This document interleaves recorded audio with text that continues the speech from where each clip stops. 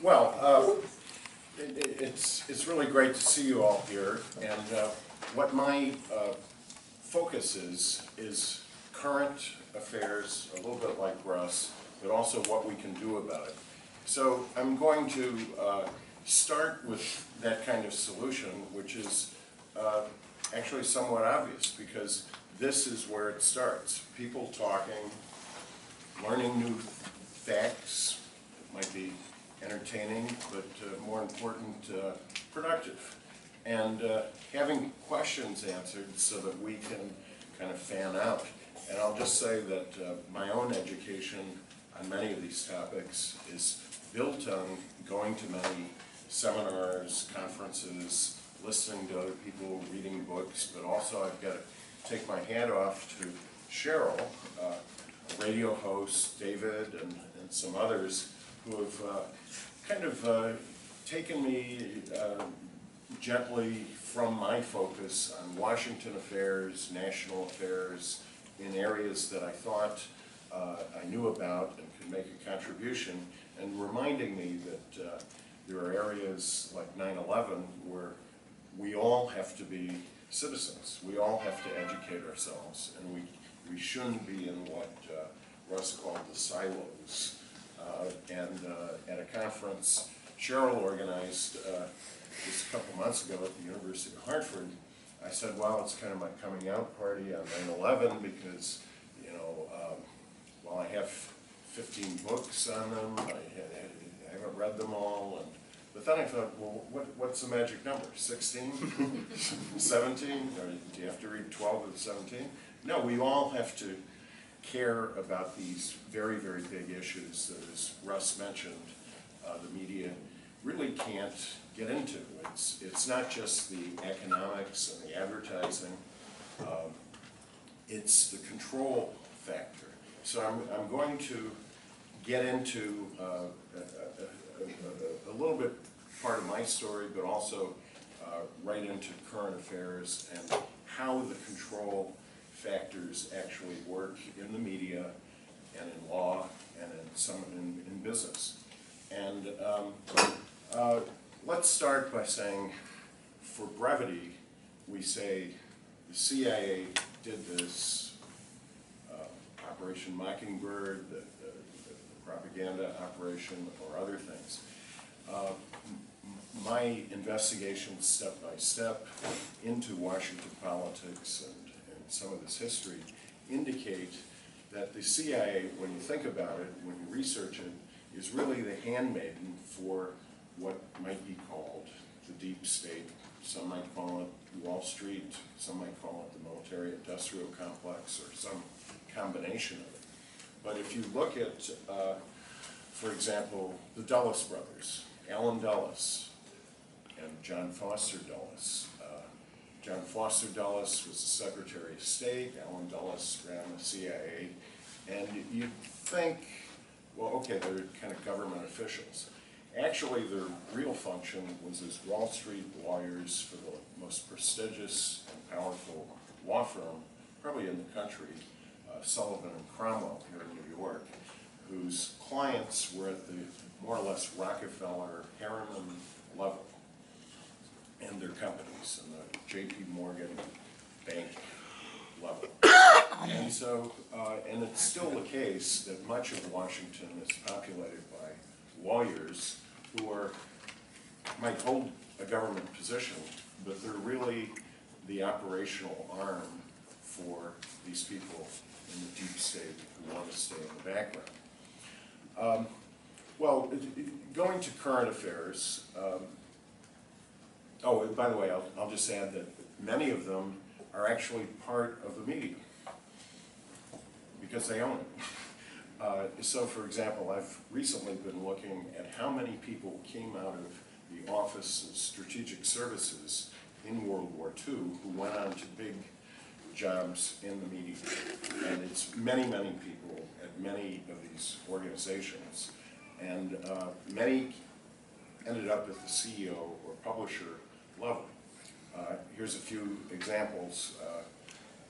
William Paley, Scotty Reston, a longtime Washington bureau chief for the New York Times, But the most interesting one to me these days is, I guess I'd say, Bill Casey, Sumner Redstone, and a lesser-known person named C.D. Jackson, Charles Douglas Jackson, who alternated between Time Life, beginning in 1931, and government.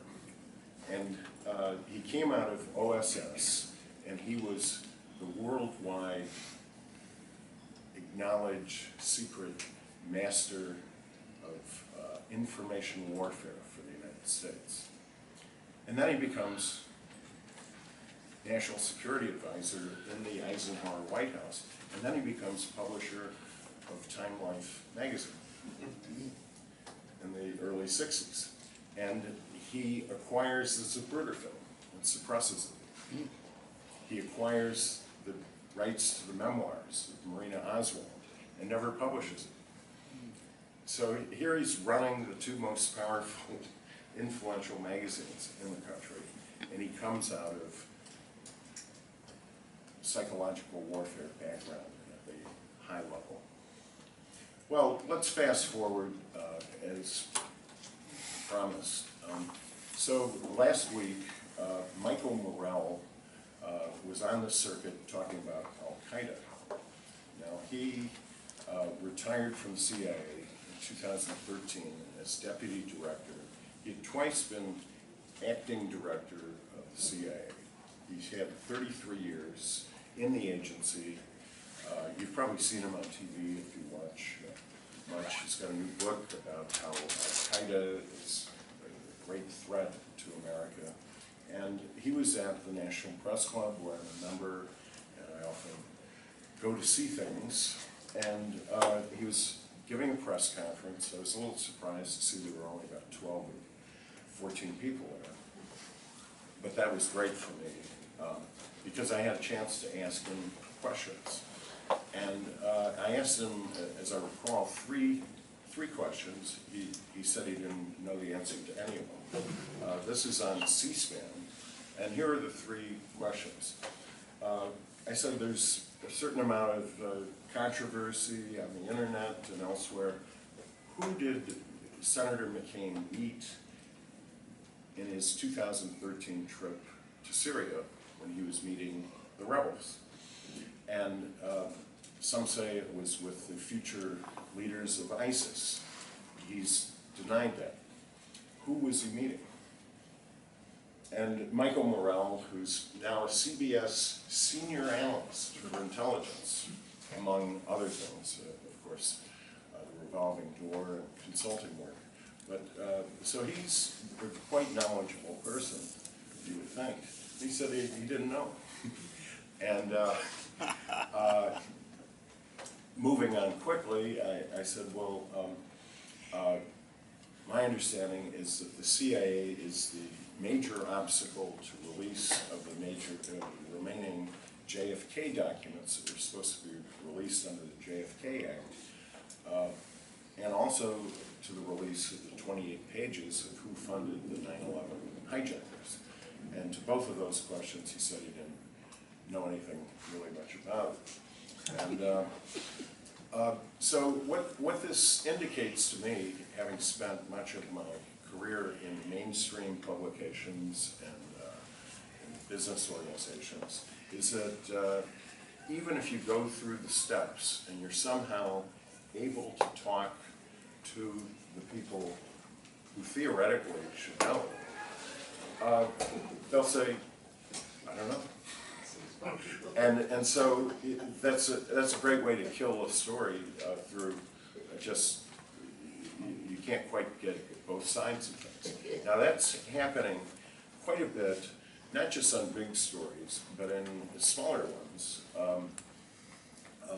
throughout Washington. And something that's happened not just there, but across the country, I hear from my colleagues, is that we have the public information officer is inserted between reporters and newsmakers. And I didn't see this in my early part of my career when I covered courts, and I'd talk to judges, I'd talk to prosecutors, I'd talk to defendants, I'd talk to everybody up and down the line and put the questions to them, sometimes off the record, but there's a barrier. And it's a huge threat to democracy because it's not simply a physical barrier, but people you want to talk to can get fired if they talk to you. And because of the surveillance state, who's ever in control of them is going to know. I mean, for one thing, they have blanket statements. You're supposed to come forward if you've talked to a reporter in many areas that are sensitive or not even that sensitive. And it's a control mechanism. And as James Risen of the New York Times has recently pointed out, I don't see how you can have a democracy if reporters can't talk to newsmakers except in certain narrowly circumscribed areas, and talk to people who, whether whistleblowers or just people who know something that help us put together the story. One of the things we can do is help each other out, overcome these silos. And so one of the most effective things I've seen positive is the Moral Mondays movement. How many people know what that is? Okay, and I spent a lot of time a year ago in Selma with Reverend Barber, actually about 5 days, at the big Selma March a year, about 14 months ago. And I heard his description of it, and the brief description is that if each person advocates on their issue, silo fashion, people aren't going to get anywhere. But what they've done quite successfully up to a point in North Carolina is have, let's say the people who want better pay for teachers don't have the teachers advocate that. Have the seniors advocate that. And have the teachers advocate for the prison guards. And have the prisoners' rights people advocate for the seniors. And so you have a web of coalitions. It helps in that case that many of the people are willing to go to jail, at least briefly, for nonviolent protests. And they were laughed at the beginning. They made quite a bit of progress in North Carolina. I'm going to talk a little bit about Alabama in a couple contexts here, but they started the same thing in Alabama, but people went right back to their own silo mentality, and they didn't get anywhere in Alabama because it was all their organization and being very isolated. Here's the other thing I'm going to mention about Alabama. It kind of led to my, along with some other things, but a major import was we were looking at people unfairly prosecuted or people who are not prosecuted at all. And one of the major cases in the country, human rights violations, is Don Siegel in Alabama. How many people are at least briefly aware of him? Yeah. Okay. Well, he's served as governor from 1999 to 2003. He was very popular in a red state. He was a Democrat. In fact, he was potential presidential material because he had built these simulations. He was quite popular. And he was immediately investigated by the state attorney general, beginning in 1999. And he was relentlessly prosecuted, imprisoned. He's still in prison for actions that happened in 1999 that most people, reasonable people, would think are not even a crime. But it totally destroyed the Democratic Party, which is almost bankrupt. But also has, it's a moral calamity for this country of why and how he was prosecuted. So that led me into what I call deep researches. I didn't call it at the time, but now I know it's deep researches of how this corruption charge could stick for so long cost tens of millions of dollars of taxpayer money to keep this man in prison and prosecute him. Basically, his main crime was he asked one of the richest people in the state to donate money to a nonprofit group called Alabama Education Foundation to improve funding for public schools through the lottery. And this helped activate a bizarre combination of casino interests, Karl Rove, who was an advisor to the Alabama Republican Party, Christians opposed to gambling, and people who just didn't like Siegelman Democrats. And a special prosecution unit was established at the Air Force Base. Let's see, what's it called? Maxwell Gunter Airport. And they put an Air Force colonel in charge of it.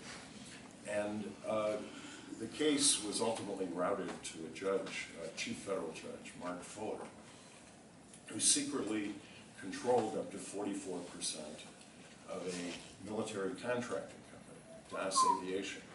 And none of the defense attorneys, the public, knew about this. Now, what is DAS Aviation? They train U.S. and international pilots for air forces. I kind of thought before getting into this, don't we have an Air Force Academy? They trained Saudi pilots. One of the pilots, his name was Muhammad Ali. No, Muhammad Ali. And the only response is, well, it wasn't that Muhammad Ali. But again, just like the other questions, there's no detail. Now, just for those who are steeped into this, yes, he was mostly trained in Florida, but someone by that name is trained at this Air Force base. Now, two other things. The whistleblowers came out of the woodwork on this case, and I met most of the main ones, all of them, and nothing would happen. There was no thorough investigation of their charges, even though they wanted to testify under oath, and they would get really nowhere. Even after 60 Minutes belatedly did a report in 2008, and nothing happened. And that was one of the impetuses for me to try to understand, why does the Obama administration not step into this? And ultimately, that led me into many of these other areas, including 9/11, but also the theme of my book, Presidential Puppetry, which is looking at control mechanisms and grooming of elected candidates, penetration of not just businesses and the media, but even churches and the military. And by those who have a certain loyalty to the CIA, but it's really ultimately to this deep state apparatus, even when their official job title is in business, religion, government. And as a finding that I believe is documented and really not challenged reasonably so far, is that every recent president after Jimmy Carter has had a hidden relationship with the CIA or FBI before they entered politics. And I have many, many times, in fact, I'll do it here, I'll give a free book to those who haven't read it, to anyone who can tell me, and more important, the larger group, what was President Obama's first job out of Columbia? As an intern. Where? CIA. I forget the exact details of the story, but he worked, I think, briefly, like 6 months forget, it was, Relations or something, I forgot. Relations? Yes, sir. Business International. Yes, Yes, there, you both, you're both winners. How many you did? It was Business International Corporation, and it was in the research imports and exports. Now, what other people are involved in imports and exports aside from the people who really are? Well, one is James Bond. You know, he worked for Universal Export because he didn't go around saying he was a spy. And why? Because it allowed him to travel all over the place. It sounds kind of boring, so reasons, really, what else are you doing? Well, here's two other examples, but there's many other examples. One is Valerie Flame Wilson. Her company, Brewster Jennings, when she was outed by the Bush administration, it was imports and exports. Also Clay Shaw, who was head of the International Business Mart in New Orleans, and who District Attorney Jim Garrison indicted for conspiracy to murder President Kennedy.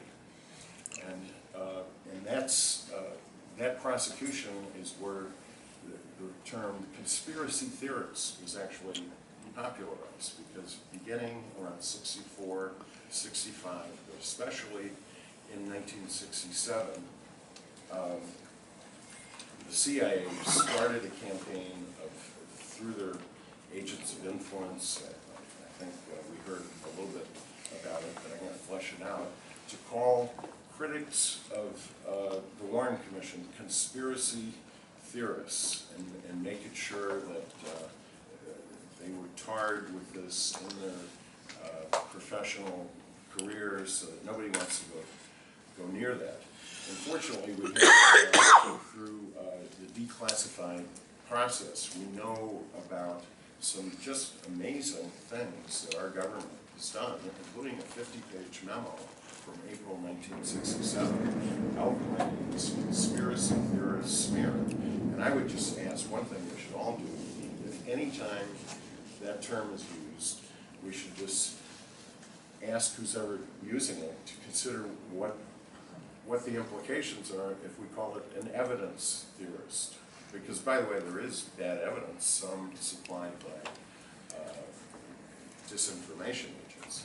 But, and we should never use that term about each other or what we're doing, because it's become a code word for making critics of government look like they don't deserve their jobs, and that's not going to help us. There are some very significant other major documents that are available. It keeps happening, and it's not reported what comes out, but every single person here should know about Operation Northwoods, which was a plan rejected by Kennedy, and even his defense secretary, Robert McNamara. It was by the Joint Chiefs of Staff to say, suppose the U.S. government created hijackings and riots and killed people and then blamed it on Castro, then we could have a war against Cuba, a real war. And that's an actual document. Everybody should know about that. And when people think about something like 9/11, Iran-Contra, and many of these other things, it's right there. Now, I should have done this a little earlier, but a new document that some of us who investigate JFK have recently come across, and most people have not seen it. It's available in a very thorough collection. But this is October of 1964. It's a memo distributed at the high levels of the FBI. And it says that the Bureau has done a quick look at the Warren Commission staffers who had become public, and it found what it calls derogatory information concerning the following individuals or their relatives. And this is widely circulated at the top echelons of the FBI. And among the people are some quite well-known staffers on that commission, and but also an interesting name, who most of us didn't realize was working on, Stephen G. Breyer, the future Supreme Court Justice. And this leads to a whole other area that's worth at least touching on, which is the use of blackmail, systematic use of blackmail against public officials. And we see that it goes way back. My investigations into the Siegelman case and many others, including from whistleblowers who worked to create this kind of political opposition research against different elected officials, indicates it's still quite widespread. So no matter what your issues are, there are in place blackmail operations. And I guess I'm close to finishing up, but I'll just give a couple of examples. Going all the way back then,